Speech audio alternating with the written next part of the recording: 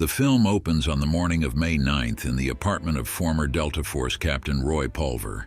He wakes up in bed next to a woman named Alice, who screams and flees as a man with a machete enters and swings at Roy's head. Roy acts everything out in a rehearsed fashion, dodging the hitman's exact movements to defend himself and complaining that it's gotten annoying. Outside, a chopper flies up with another assassin who fires a machine gun, killing the first assassin when he is mistaken for Roy. As the second one fires wildly into the apartment, Roy just slumps against the couch and looks at a picture of his ex, Jemma Wells.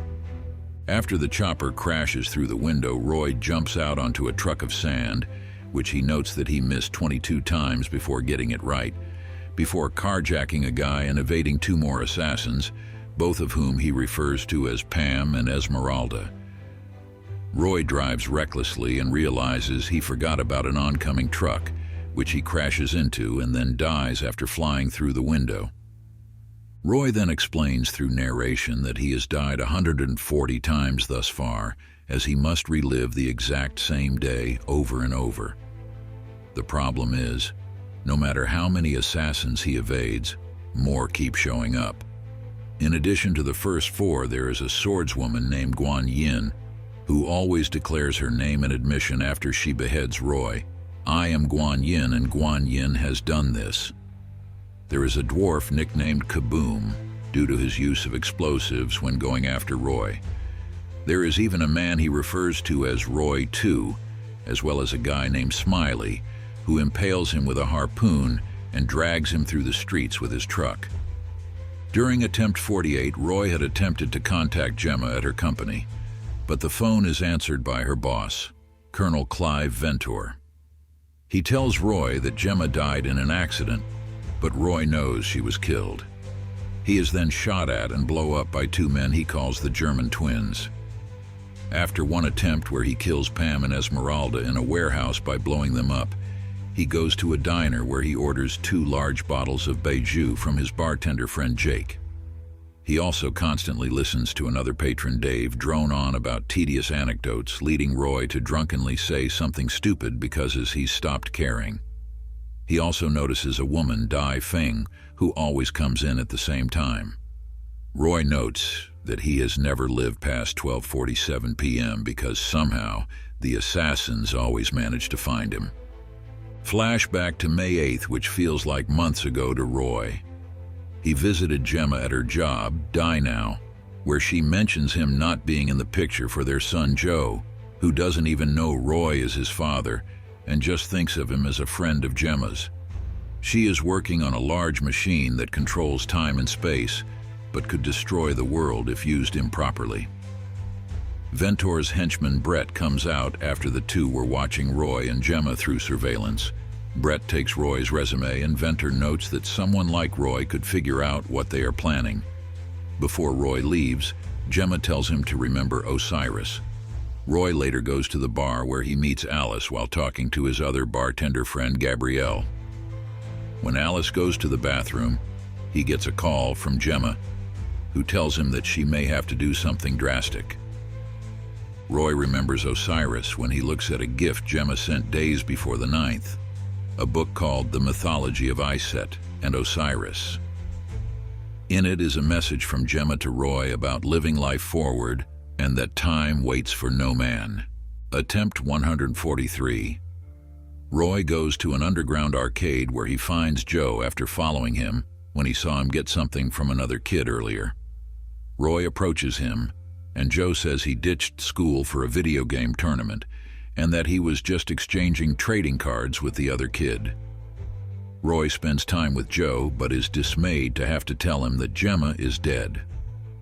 When they get out of the arcade, Roy notes that it is now 12:50, which means he's lived longer than before.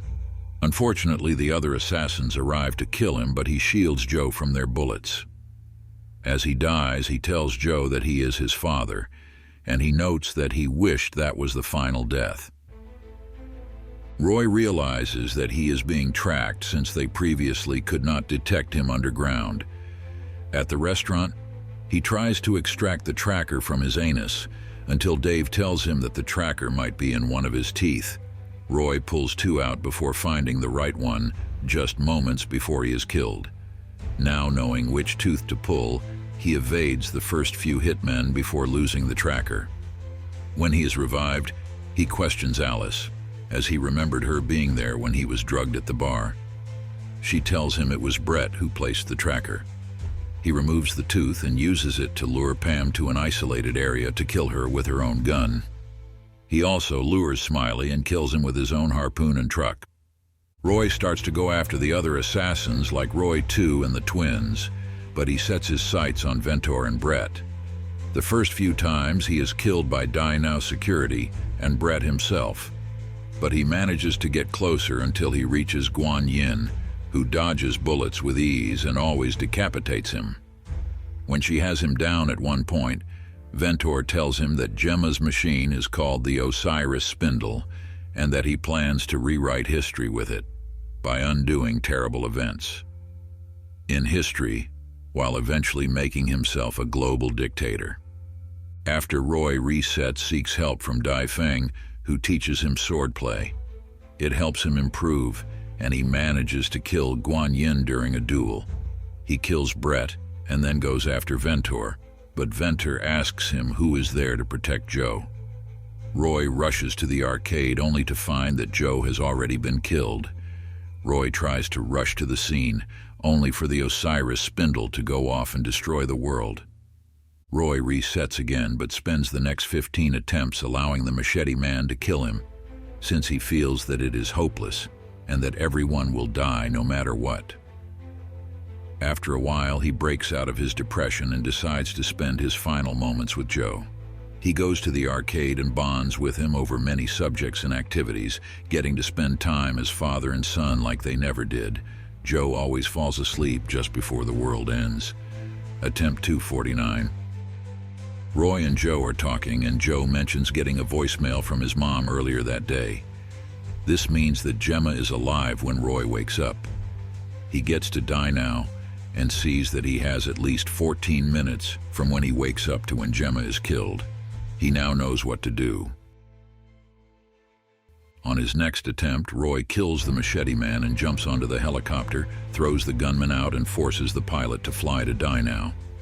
He eliminates security, and when he knows that the whole band of assassins will be at the door, he gets a machine gun and mows them down all at once.